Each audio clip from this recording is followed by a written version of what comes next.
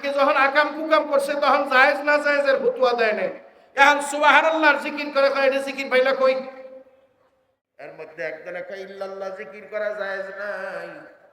এর কারণ কি? কয় ইল্লাল্লাহ অর্থ আল্লাহ নাই। যদি ইল্লাল্লাহ অর্থ আল্লাহ নাই হয় তাহলে লা ইলাহা অর্থ কি? নাই কোনো মাহবুদ। ইল্লাল্লাহ অর্থ যদি কই আল্লাহ নাই তাহলে আছে কেন?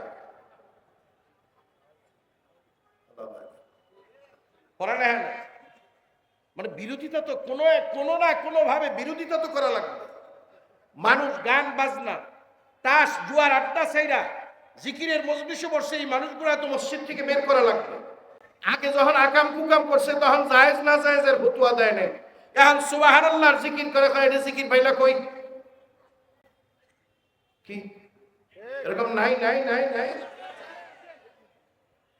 ইল্লাল্লাহ অর্থ আল্লাহই আছে। আর বিবি নাই, বাচ্চা নাই, টাকা নাই, পয়সা নাই, ধন নাই, দৌলত নাই, নেতাগিরি নাই, চেয়ারম্যানগিরি নাই, মেম্বারগিরি নাই, এমপিগিরি নাই, মন্ত্রীগিরি নাই, এমনকি আমিও নাই। আল্লাহই আছে। আছে কেডা? আল্লাহই আছে। তিনি যে পুরা জিকিরের মধ্যে সর্বনয়টা পাইলেন। এই মানুষগুলো আগে জিকির করতো না, গান বাজনা করতো, টেলিভিশনে ল্যাংটা নাচ দেখতো। চরপোনার হুজুরের কাছে যাওয়ার পরে আগে আল্লাহর নাম লইতো না, চরপোনার হুজুরের কাছে যাওয়ার পরে এখন আল্লাহর নাম লয়। হিংসা শুরু হয়েছে, ভালো লাগে না ভাই।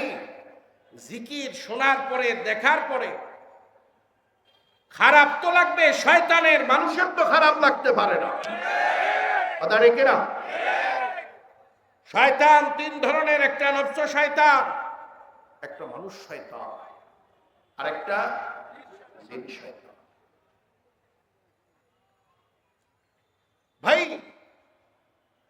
জিকির ছাড়া শাহজালাল ইয়ামানি রহমতুল্লাহ এখানে শোয়া, ইতিহাস পড়ে দেখেন তো, জিকির ছাড়া পৃথিবীতে একজন আল্লাহর ওলি বাইর করতে পারবেন? একজন বাইর করে।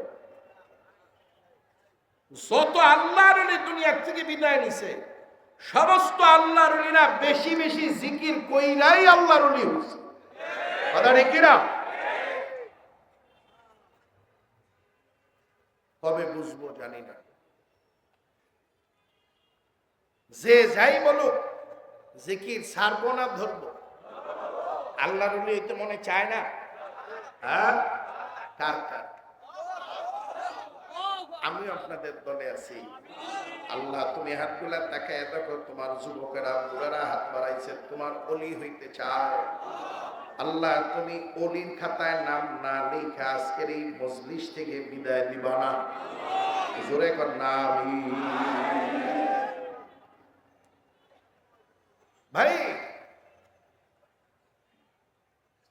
আল্লাহর ওলি না হইয়া যাবেন কো?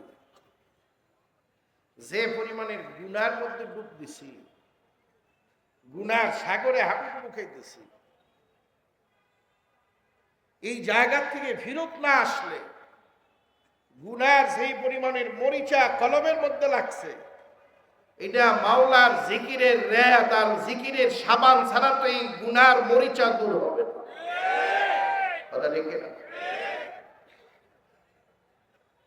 গুনাহ মানুষকে জাহান্নামের আসামি বানায় দেয়, আর নেকি মানুষকে জান্নাতের মেহমান বানায় দেয়। সিদ্ধান্ত আপনাদেরকে নেওয়া লাগবে, আসামি হয়ে মরবেন নাকি মেহমান হয়ে মরবেন।